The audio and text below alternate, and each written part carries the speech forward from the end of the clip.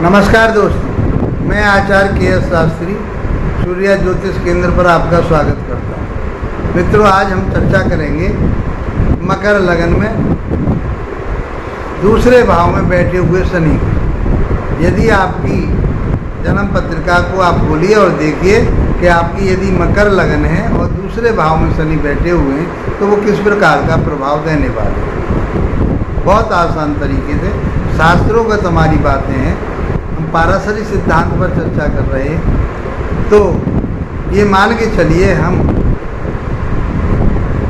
पाराशरी सिद्धांत के आधार पर, लगन के आधार पर आपकी राशि, आपके लगन के स्वामी शनिदेव होते हैं और अपनी मूल त्रिकोण राशि सेकंड भाव में वो बैठे हुए हैं।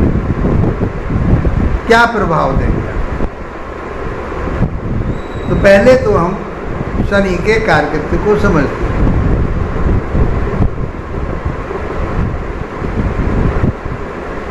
शनि के कारकत्व में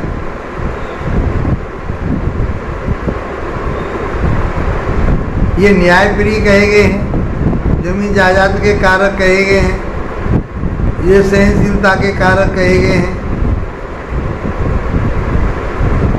ये दास्ता के कारक कहे गए हैं, परिश्रम मेहनत के कारक कहे गए हैं, सामाजिकता के कारक कहे गए हैं।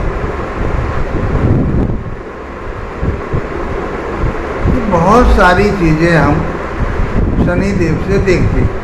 ये टेक्निकल कहेंगे, इनकी स्थिति अच्छी है कि केंद्र त्रिकोण के स्वामी होकर के बैठेंगे या अच्छी स्थिति में है ये, तो इनका रिजल्ट अच्छा आता है, यही रिजल्ट आएंगे।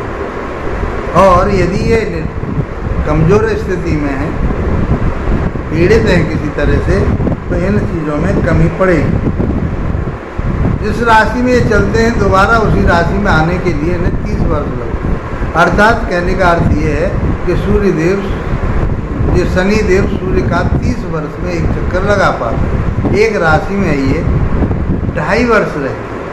तो इसलिए शनि का जो प्रभाव आता है, अच्छा है तो बहुत अच्छा आता है, और यदि वो खराब है तो फिर आपको तपा देता है, और तपा करके भी वो फिर आपके लिए निखारता है। किसी भी काम को प्राप्त करने में, कोई भी चीज़ प्राप्त करने में ये देरी करते हैं, क्योंकि डिले, देरी का कारक ग्रह है। शनि चलने वाला ग्रह कहा गया है, बहुत धीरे चलने वाला प्लानिट है ये। तो इसलिए कोई भी आप काम कर रहे हैं तो वह देरी से ही सही, लेकिन काम आपका पूरा कराने वाले होते हैं। सहन शक्ति बहुत अच्छी होती है, परिश्रम बहुत आपसे करवाएंगे। तो ये सारी चीज़ें शनिदेव देते हैं। यदि पीड़ित हैं तो दुख के कारक हो जाते हैं, आपको परेशान कर देते हैं। समाज में आपका जो मान सम्मान प्रतिष्ठा है उसमें गिरावट आ जाती है। आप अपने आप को भयभीत समझते हैं, डरे डरे से समझते हैं। ये बहुत सारी चीज़ें शनि के विपरीत होने पर देखिए। आइए मित्रों समझते हैं राशि के मुताबिक। तो शनि देव जहाँ बैठते हैं वहाँ का फल, कोई भी ग्रह जिस भाव में बैठा हो उस भाव के फल देता है, जिस राशि में बैठा हो उस राशि के फल देता है, और जहाँ देख रहा होता है वहाँ के भी फल वो देता है। तीसरी बात ये है कि वो काल पुरुष की राशि में वो कहाँ का स्वामी है, उन भावों के भी वो फल देता है। तो काल पुरुष की राशि के आधार पर ये 10वें और 11वें भाव के स्वामी शनिदेव कहे गए। सेकंड भाव में बैठे हुए हैं। सेकंड भाव होता है आपके कुटुंब का, परिवार का, वाणी का और संचित धन का, और ये अपनी ही राशि में बैठे हुए हैं। लगन के भी स्वामी हैं, तो ये आपके लिए धन देंगे, परिवार में बढ़ोतरी करेंगे, धन में बढ़ोतरी करेंगे, उसका लाभ आपको प्राप्त होगा, क्योंकि ये कर्म क्षेत्र के भी कारक माने गए हैं। तो ये वहाँ का भी फल आपको देंगे, आपसे कर्म करवाएंगे, मेहनत करें, अच्छे कर्म करेंगे, आप न्यायप्रिय कर्म करेंगे, तो मैं समझता हूँ आपका परिवार उन्नतशील रहेगा, आप खूब धन कमा पाएंगे।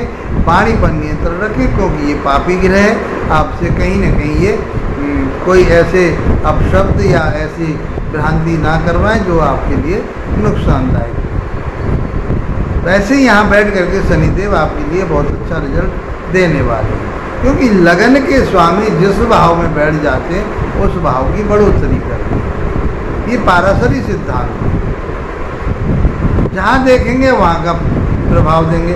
तो ये सेकंड भाव में बैठ करके ये कहाँ देखेंगे? चौथे भाव को देखेंगे। तो चौथा भाव काहे का है? चौथा भाव होता है भूमि, भवन, वाहन, जनता, भौतिक सुख, माता। ये हम चौथे भाव से देखते हैं, क्योंकि ये लगन के अनुसार शुभ ग्रह बनते हैं। तात्कालिक स्थिति इनकी कहाँ है? सेकंड भाव में। नैसर्गिक ये पापी ग्रह माने गए। ये सब चीज़ों का गुणा भाग लगा करके हम ये कहें, और ये जमीन जायदाद के कारक हैं। तो यदि आपके सेकंड भाव में यदि बैठे हुए हैं शनि, तो और उसकी दशा और अंतरदशा यदि आ जाती है तो जमीन जायदाद, भूमि, भवन आपका बहुत श्रेष्ठ प्रकार का दिलवाने वाले बनते हैं। आप ज़मीन लेना चाहते हो, उस पीरियड में ज़मीन ले पाएंगे। जब इनकी दशा अंतरदशा आ रही होगी अवश्य ले पाएंगे, दिलाएंगे आपको। यदि वो पॉजिटिव स्थिति में है, अच्छी स्थिति में है, तो वह आपके लिए ज़रूर ज़मीन जायदाद दिलवाएंगे, न्याय पर चलवाएंगे, माता का सुख आपको मिलेगा। कोई पैतृक विवाद होता है वो भी सुलझ जाता है एक दूसरे के साथ बैठ करके। आप किसी ग्राम प्रधान या किसी नगर पालिका वगैरह आगे आपके लिए कहीं मनोनीत करके या आपको अलग से लड़ा करके आपको वहाँ के प्रधान बनाया जा सकता है, अध्यक्ष बनाया जा सकता है। ये सब चीज़ें आपके लिए प्राप्त हो सकती हैं। सातवीं दृष्टि जो जाएगी इनकी सेकंड भाव से बैठ करके, वो जाती है आपके अष्टम भाव पर, और अष्टम भाव वो सूर्य का घर है, पांचवी राशि। तो सूर्य की और शनि की आपस में बनती नहीं है, शत्रुता है। तो आपके लिए बीमारी, कोई अड़चनें, कोई दिक्कतें ये आपको देने की। लेकिन यदि आप कोई रिसर्च वर्क कर रहे हैं, तंत्र मंत्रों से जुड़े हुए हैं, तो ये समय आपके लिए बहुत बढ़िया रहता है।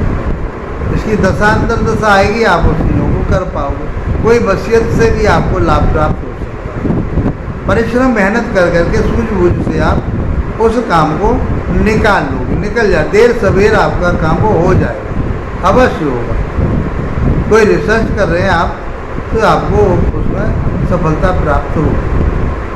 अब 10वीं दृष्टि जो जाती है यहाँ से बैठ करके, वो 11वें भाव पर जाती है, और काल पुरुष के हिसाब से वो 11वें भाव के भी स्वामी कहेगी, और उनकी कुंभ राशि वहाँ बनती है। तो लाभ तो आपको मिलना ही मिलना। पैसा कमाने के लिए कोई न कोई स्रोत आपके अवश्य बने रहे।